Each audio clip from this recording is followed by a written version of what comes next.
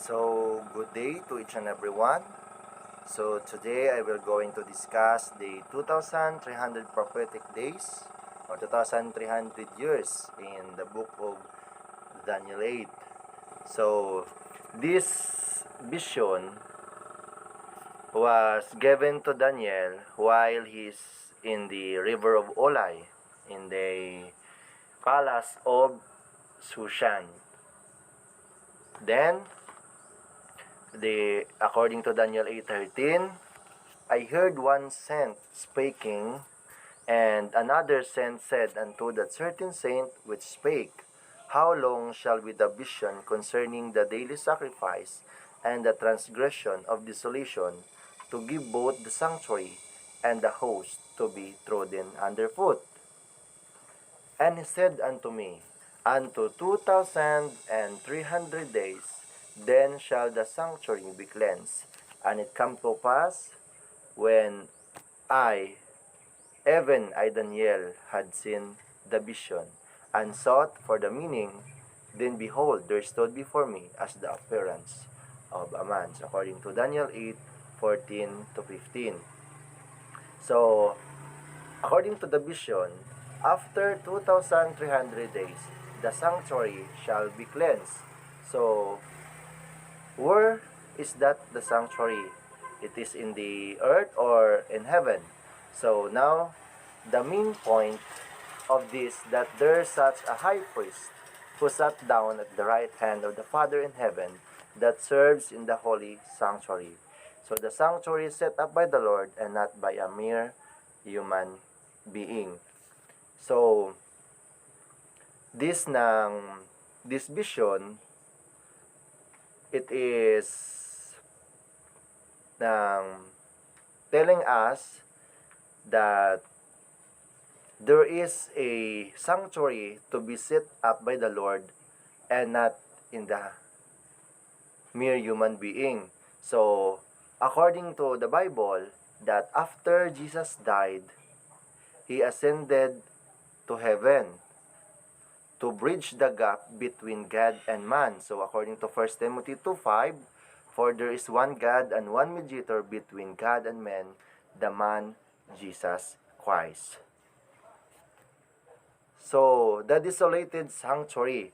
So, in the time of Moses, there is ceremonial law. So, when the man transgress, so he should offer a burnt offering, a lamb, or the clean animals for the atonement of their sins. So, the Levitical priesthood began with Aaron, brother of Moses. Aaron's descendant serves as the Levitical priest from the tribe of Levi.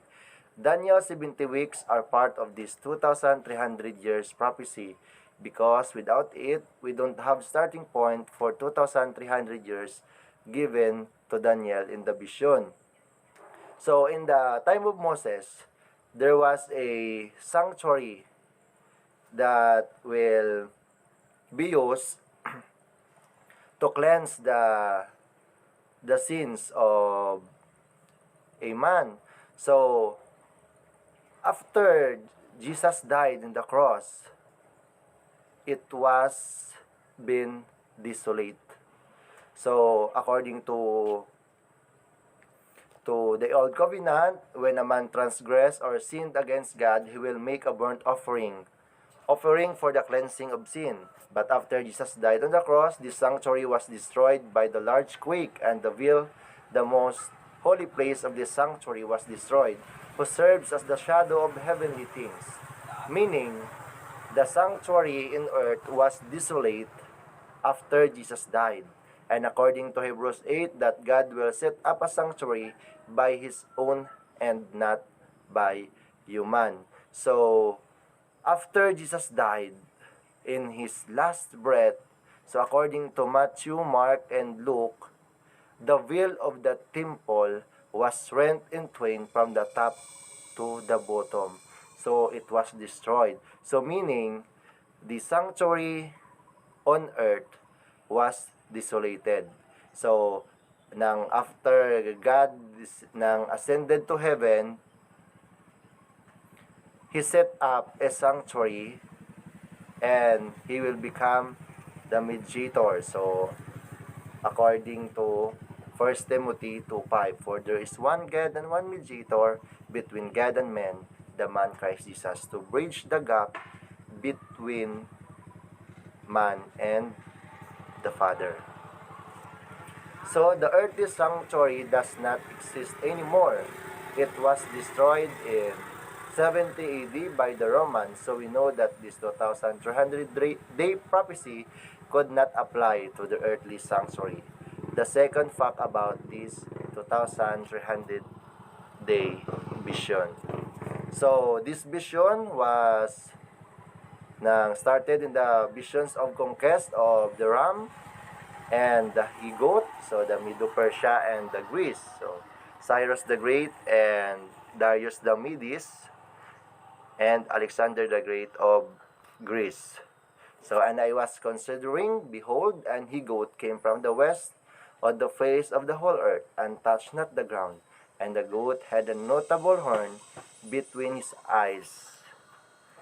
So the goat and the ram are animals that were used in the Old Testament sanctuary service. This is one another point which shows that the 2300 days which deals with the sanctuary are connected to Medo-Persia and Greece and not be placed in the last days. So Gabriel states. So this sanctuary was started in Medo-Persia and Greece. So meaning the starting point of 2300 years prophecy is in the time of Medo-Persia and Greece. So the ram which thou sawest having two horns are the kings of Medo-Persia, and the rough goat is the king of Grecia, and the great horn that is between his eyes is the first king. So the first king was Alexander the Great. So, unto 2300 days, then shall the sanctuary be cleansed. So, in this vision, we should apply the day-year principle, or one day is equal to literal year. So, to know what is the a proper interpretation of this vision, so we should apply the day-year principle, or one day is equal to literal year. So as according to Ezekiel 4:6 and number 14:34, one day is equals to 1 year. So 2300 days.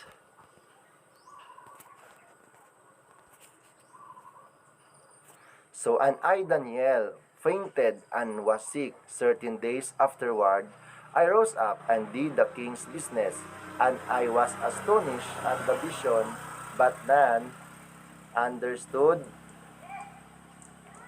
it. So, when this vision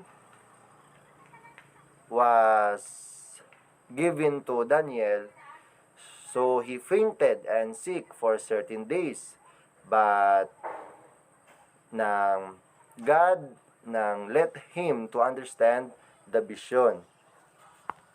So this is complicated study. I'm not sure I understand everything. Well, Daniel didn't understand it right away either. So in fact, he was trying so hard to understand it that he actually fainted. Now I haven't seen any of the fainting yet, but let me take a careful look. I know some of you have fallen asleep. I guess we could say that you fainted. Daniel 8 ends with Daniel getting sick and fainting. So Daniel 9 begins with Daniel's earnest prayer to understand this vision.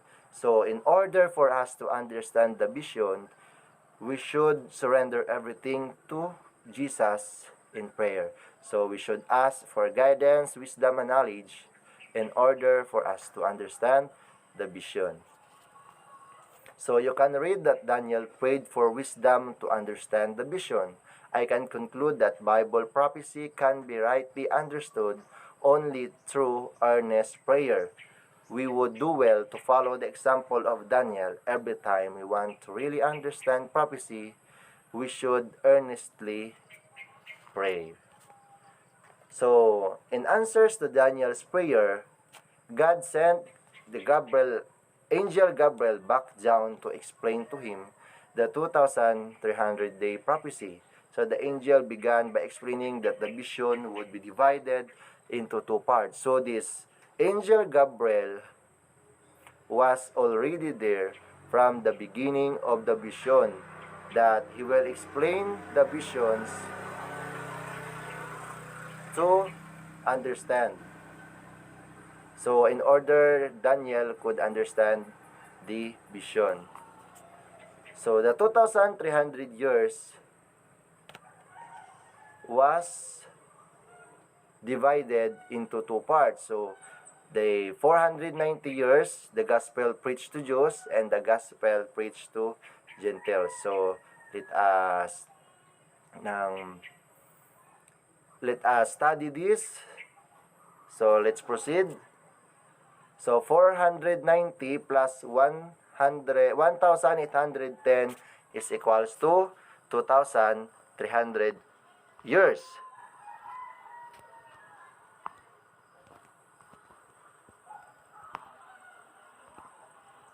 So 70 weeks are determined upon the people. So according to Daniel 9:24, the first 400 years of the 2,300-year prophecy would be for the Jewish nation. So according to Daniel 9:24, 70 weeks are determined upon thy people. So 70 weeks are determined upon thy people. So the Jews or the people of Daniel. So 70 times 7 equals to 490 days. So 70 weeks times 7 days equals 490 days or 490 prophetic years. So know therefore and understand that from going forth of the commandment to restore and build Jerusalem unto the Messiah the Prince shall be 7 weeks and 62 weeks. The streets shall be built again, and the wall even in troublous times. So 7 weeks plus 62 weeks is equals to 69 weeks. So when we use the ng day and year principle, it will be 483 days. So from 457 BC plus 483 years, so we will be going to 27 AD. So the Messiah, the Prince, shall be 7 weeks and 3 and 2 weeks, and the streets shall be built again, and the wall even in troublous times. So from 27 AD, Jesus was baptized.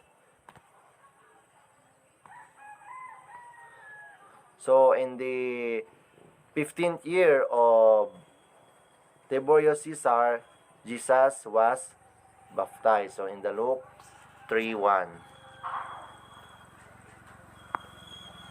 So and he shall confirm the covenant with many for 1 week, and then in the midst of the week he shall cause the sacrifice and oblation to cease. So 7 days or 1 week, Jesus will be crucified. So from 27 AD to 31 AD, Jesus was crucified. So, and the veil of the temple was rent in twain from the top to bottom. So, in the last breath of Jesus Christ, the sanctuary here on earth was being demolished. So, and God will set up a holy sanctuary in heaven and not in the mere hands of man. So, from 27 AD to 31 AD, it was a 1 week or 7 years. So, Jesus was crucified. So in 34 AD, God's covenant with the Jewish nation came to an end. God rejected the Jewish nation as being his chosen people because they rejected Jesus as their Messiah. Of course, Jews can still be saved individually by accepting Jesus, just like we Gentiles. So from 457 BC up to 34 AD, the God's covenant for Jewish nation as a chosen people came to an end. So according to the Bible, that his very own nation didn't accept Jesus. So from 457 BC to 34 AD, it was 490 days. So it is the 70 weeks determined upon the people of God. So this is for us. Because most of us are Gentiles, it says, and if ye be Christ, then are ye Abraham's seeds, and heirs according to the promise. So are you Christ? If you are, then whether you are Jew or Gentile, you are Abraham's seed. All the promises made to ancient Abraham are for you if you have surrendered your life to Jesus Christ. So even we are Gentiles, if we receive Jesus Christ as our personal Savior, and if we believe God, Jesus Christ, that He was crucified in the cross for the atonement of our sin, and if we accept ourselves as a sinners, so we are for God, and we are the heirs of the promise. So according to the promises made to ancient Abraham. So all we have to do is surrender everything to Jesus Christ. So like in Acts 10, the vision that even we are Gentiles, God nang gave us a privilege to be part of the heirs of the promises. So from 457 BC and 34 AD, it was 490 days, and it is the time of the Jews. So and in 34 AD, the remaining years,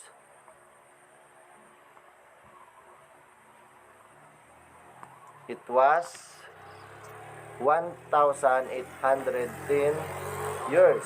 So this is the second part.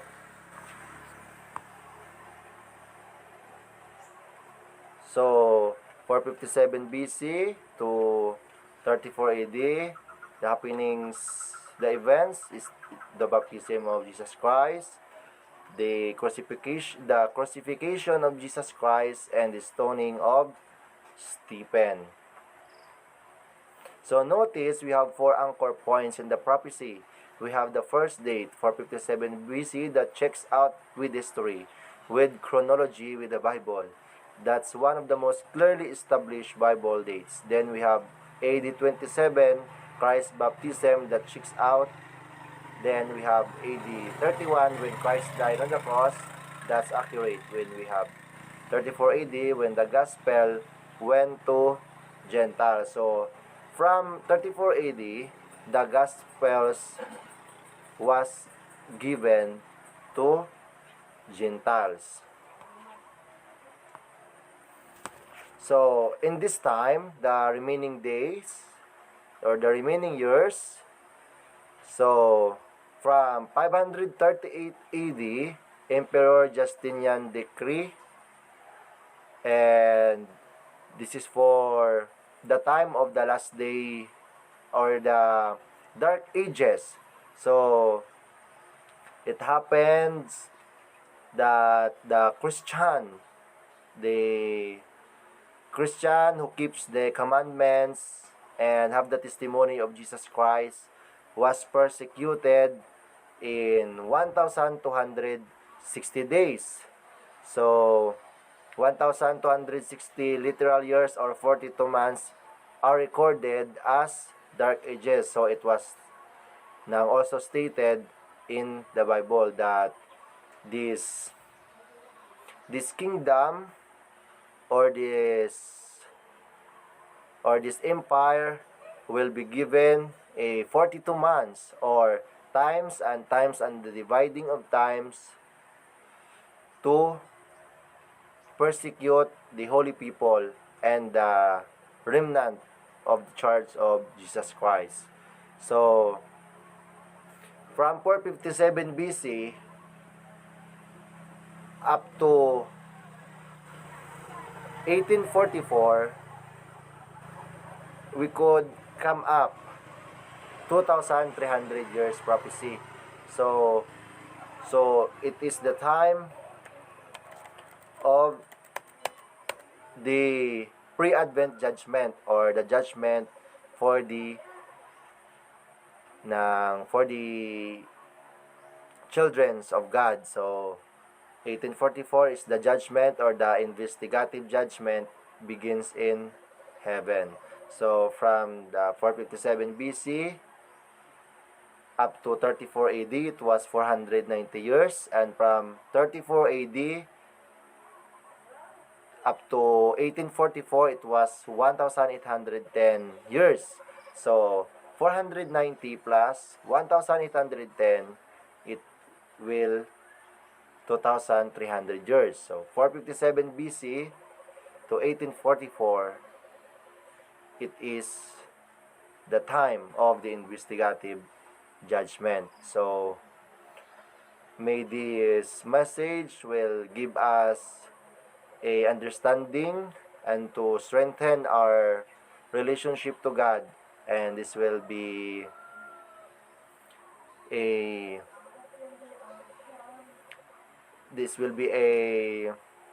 preparation for us for the soon appearing of Jesus Christ. So God bless everyone, and thank you.